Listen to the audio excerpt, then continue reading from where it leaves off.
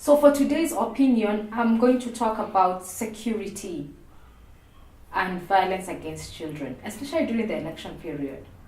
So the EU gave a warning last week about violence, and the Commission also identified some areas, hot point areas in Kenya that there have been signs of violence might erupt before or after the election. So today I'm going to talk about that. And for me, I'm giving you facts for you to make a decision. Do you want violence in this country? First of all, I'll start by saying 54% of Kenyan populations are children. Half of us are children. So basically, they're the ones who are not voting. There's 46% of the ones who are voting. Only 19.6 million are registered as voters. So as you make your choice, just imagine you're only 25% of the Kenyan population are going to make a decision about the 75%. And whatever decision you're going to make is going to impact generations to come. I'll give you data. For example, in 2007, 1,200 people were killed. 30% of them were children. Okay, I don't want to talk about the dead children, but I'll talk about the living children. Here in Mtoto News, my team is made up of very young people. The oldest is 25 years old. And they have been very worried. Very, very worried because of the elections. One of them actually told me, I am not going to be there from 1st of August because I'm going back home. I don't want elections to get me in Nairobi. And when I talked to her, she told me, you know what? In 2007, I was in Nairobi, and we were evacuated from my home, a place that I had called home, because I was from a different tribe. That has affected her, and she's 23. That is how many years? 10 years. She was 13. It has affected her for 10 years, and she said, I am going home. I can't stay in Nairobi. This is a reality. And as we talk about elections and peace, for me, peace is not about the now. The peace is about the future.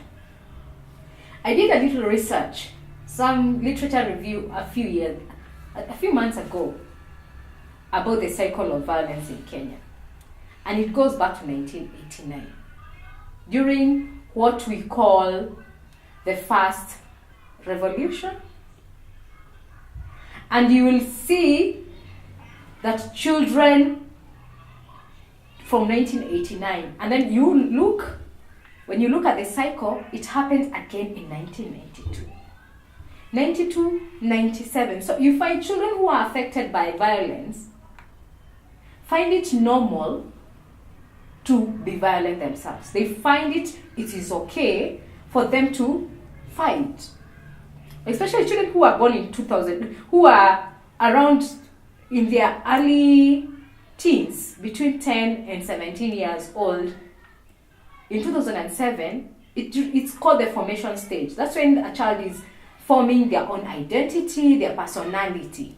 And during that, they experience violence, and they saw politicians fighting against each other, exchanging words. And for them, they thought that is normal. And that's as they grew up.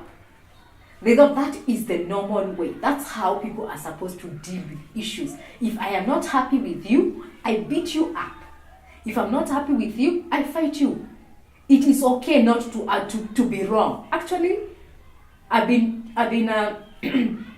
talking to children over the last year, and the sad bit is most children don't accept to be defeated.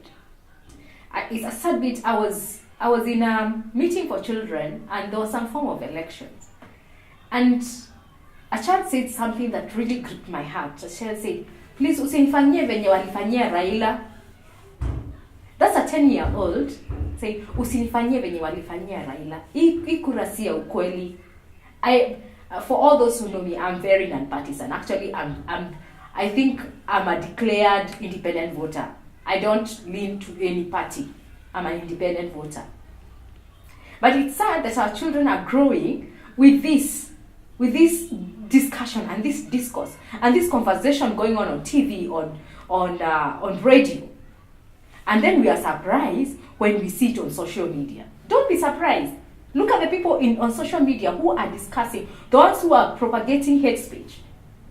There were children in 2007. They saw violence. They saw their leaders fighting each other. They saw a neighbor who they were best friends. All of a sudden, they become enemies.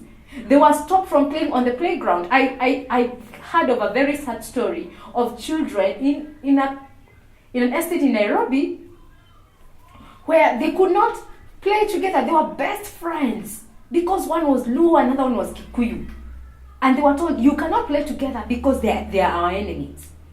Can you imagine what that does to children? Can you imagine what kind of generation we are bringing up? We are bringing a cycle of violence. And in 2007, those children now, they have now, in 2007, they didn't have the power to vote. They didn't know what was going on. Right now, they have the power to vote. They have the power of an ID. They can access a phone. Now, worse than 2007, we have social media where they can go there and express themselves. They're expressing their anger. They're expressing their buried up feelings when they were 13, 14, 15, 16.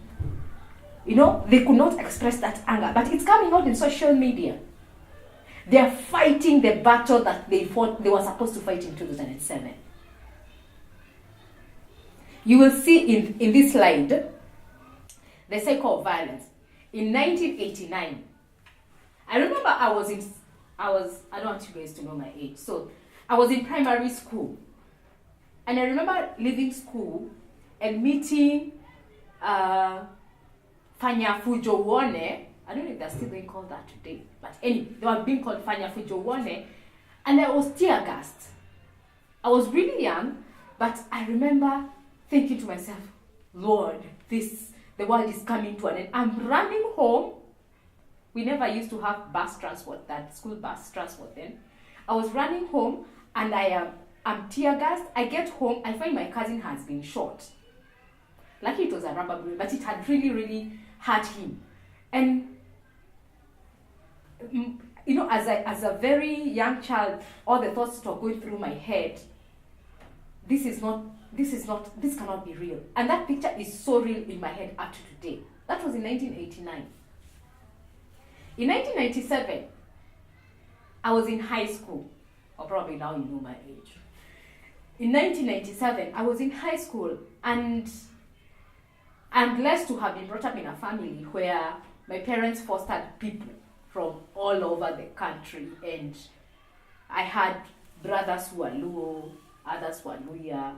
We never spoke my mother's language in the family. We had some form of language in the families because we had brothers from all over the country. But I remember in 1997, we could not sleep in the house. You know, we were told to sleep outside because they are going to bomb the house or something because of my dad's status in the community. And so we were told we can't sleep in the house. So for a long time, I feared elections, I'll be very honest.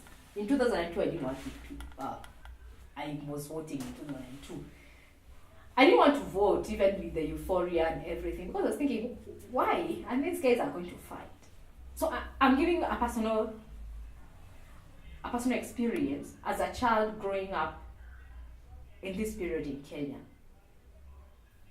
And for me, I fear elections. I have babies, I have 2 children. I'll be honest, so many times I sleep at night, I'm thinking, how can I ship out my children out of this country? Because I don't want them to go through what I went through. In 2017, I was working outside the country. I came to vote. Can you imagine? In 2007, I came to vote, you know? I came to vote in 2007, and I was voting for, I will not say who. And I voted. my flight was 2 days after the elections, I had to travel at night. Can you imagine a place that you call home? You've come to exercise your patriotic duty to vote, and then you're leaving the country in shivers. You know, you hide your ID because you don't want people to know which tribe you're from. And for me, that is the sad bit. And you know, the thing about this is, I went to the airport and I met politicians with their families at the airport, leaving the country. That can tell you how they think about you and about your children. I left my family, I left the country not because I was running away, it's because I had to go back to work. But I left my family, and that thing scared me for about 2 months. In January and February, I could not concentrate at work because I was thinking, what's happening to my parents? When you watch BBC, this part of the country is burning, this country, and then you hear there's people are killed near your village, you start shaking. For me, it's a discussion that we need to do as Kenyans. Are we doing these elections? Is peace about you or about your children? For me, it's about my children. I don't want them to go through this cycle. I went through it in 1989. I went through it in 1997. I went through it in 2007. In 2017, I don't want my children to experience that. My children ask me questions nowadays. Mommy, what is violence? Which tribe am I? Look at Sudan. There's hundreds of children or thousands of Sudanese children in Kenya. They would love to go back to their countries. Look at Syria. Has people fighting in Syria stopped Assad from eating and sleeping and drinking in his palace? It has not stopped.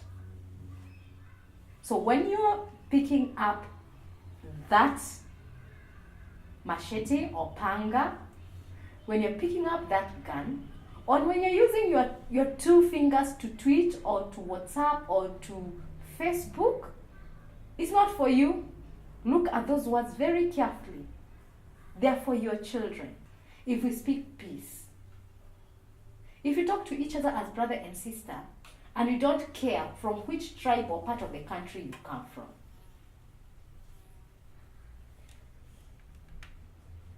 peace and unity. Peace, love, peace, and unity. Thank you very much. Please remember to subscribe and follow us on Twitter, Facebook, and Instagram at Mtoto News. Thank you very much.